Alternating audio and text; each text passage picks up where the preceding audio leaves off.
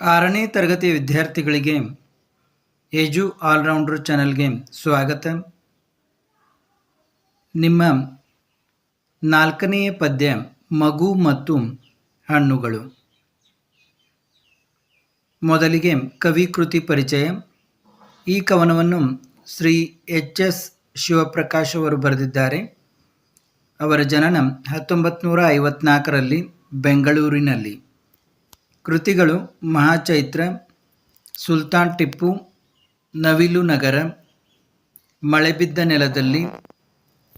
ಇವರಿಗೆ ಕರ್ನಾಟಕ ನಾಟಕ ಅಕಾಡೆಮಿ ಪ್ರಶಸ್ತಿ, ಕೇಂದ್ರ ಸಂಗೀತ ನಾಟಕ ಅಕಾಡೆಮಿ ಪ್ರಶಸ್ತಿ, ಕೇಂದ್ರ ಸಾಹಿತ್ಯ ಅಕಾಡೆಮಿ ಪ್ರಶಸ್ತಿಗಳು ದೊರೆತಿವೆ. ಈಗ ಪ್ರಶ್ನೋತ್ತರಗಳನ್ನು ನೋಡೋಣ. ಕೆಳಗಿನ ಪ್ರಶ್ನೆಗಳಿಗೆ ಉತ್ತರಿಸಿರಿ. ಕವಿಯ ಪ್ರಕಾರ ಮಗು ಏನಾಗಬೇಕು? ಕವಿಯ ಪ್ರಕಾರ ಮಗುವು ಹಣ್ಣಿನಂತಾಗಬೇಕು. ಮಗು ಯಾವ ಹಣ್ಣಿನ ಹಾಗೆ ಬಾಗಬೇಕು? ಮಗುವು ಬಿರಿದ ಬಾಳೆಹಣ್ಣಿನ ಹಾಗೆ ಬಾಗಬೇಕು. ಯಾವ ಹಣ್ಣಿನಂತೆ ಕುಗ್ಗಬೇಕು ಎಂದು ಕವಿಗಳು ಹೇಳುತ್ತಾರೆ? ನಿಂಬೆಯ ಹಣ್ಣಿನಂತೆ ಕುಗ್ಗಬೇಕು ಎಂದು ಕವಿಗಳು ಹೇಳುತ್ತಾರೆ. ಅಪರೂಪವಾದ ಹಣ್ಣು ಯಾವುದು? ಅಪರೂಪವಾದ ಹಣ್ಣು ಅಂಜೂರದ ಹಣ್ಣು. ಕಮರಿರುವ ಕಣ್ಣುಗಳಿಗೆ ಹೇಗೆ ಕಾಣಬೇಕು? ಕಮರಿರುವ ಕಣ್ಣುಗಳಿಗೆ ಅರಳಿಸಿದ ದಾಳಿಂಬೆಯ ಹಾಗೆ ಕಾಣಬೇಕು. ಇನ್ನು ಬಿಟ್ಟ ಸ್ಥಳಗ ತುಂಬಿರಿ ನೋಡೋಣ. ಇವು ಕವಿತೆಯ ಸಾಲುಗಳೇ ಆಗಿವೆ, ನೋಡಿಕೊಳ್ಳಿ. ಥಳಥಳ ಕೆಂಡ ಬಣ್ಣ ಮಣಿಮಣಿ, ಹಬ್ಬಿಕೋ ದ್ರಾಕ್ಷಿಯ ಬಳ್ಳಿಯ ಹಾಗೆ, ಎಲ್ಲರಿಗೂ ದಕ್ಕುವ ಎಲಚಿಯಾಗು, ಎಲ್ಲರಿಗೂ ದಕ್ಕುವ ಎಲಚಿಯಾಗು. ಬೆಲೆಯ ರಾಕೆಟ್ಟು ಯಾನ ಹೊರಡದಿರು, ಸರಿಗಾತ್ರವಾಗಿ ಸಮನಿಸಲಿ ನಿನ್ನತನ. ಈ ಪದಗಳನ್ನು ಬಿಡಿಸಿ ಬರೆಯಿರಿ. ಸ್ವಲ್ಪ ತಪ್ಪಾಗಿದೆ ನೋಡಿ, ಪದಗಳನ್ನು ಅಲ್ಲ, ಪದಗಳನ್ನು ಬಿಡಿಸಿ ಬರೆಯಿರಿ.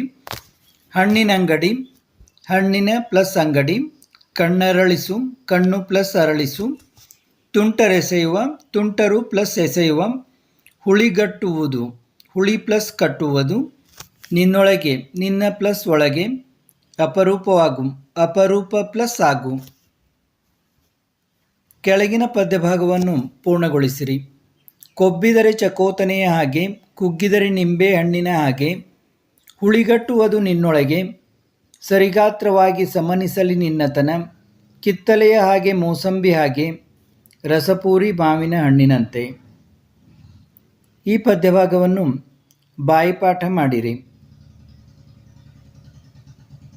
ಮಕ್ಕಳೇ, ಇಲ್ಲಿಗೆ ಈ ಪದ್ಯ ಮುಗಿಯಿತು. ಈ ಲಾಕ್ಡೌನ್ ಅವಧಿಯಲ್ಲಿ ಬೇಸಿಗೆ ರಜೆಯಲ್ಲಿ ನೀವು ಅಭ್ಯಾಸವನ್ನು ಮಾಡಿರಿ. ಇದರಿಂದ ನಿಮಗೆ ಮುಂದಿನ ಅಭ್ಯಾಸ ಸುಲಭವಾಗುವುದು. ನಾವು ನಿರಂತರವಾಗಿ ಪದ್ಯ, ಗದ್ಯ, ವ್ಯಾಕರಣ ಇತ್ಯಾದಿ ಪಾಠಗಳನ್ನು ಮಾಡುತ್ತಿರುತ್ತೇವೆ. ನೀವು ತಪ್ಪದೇ ನಮ್ಮ ಎಜು ಆಲ್ರೌಂಡರ್ ಚಾನಲನ್ನು ನೋಡಿ ಸಬ್ಸ್ಕ್ರೈಬ್ ಆಗಿ ನಿಮ್ಮ ಗೆಳೆಯರಿಗೂ ತಿಳಿಸಿ ನಮ್ಮ ಚಾನಲ್ನ ಸಂಪೂರ್ಣ ಪ್ರಯೋಜನವನ್ನು ಪಡೆಯಿರಿ. ವಿದ್ಯಾರ್ಥಿಗಳಿಗೆ ಧನ್ಯವಾದಗಳು.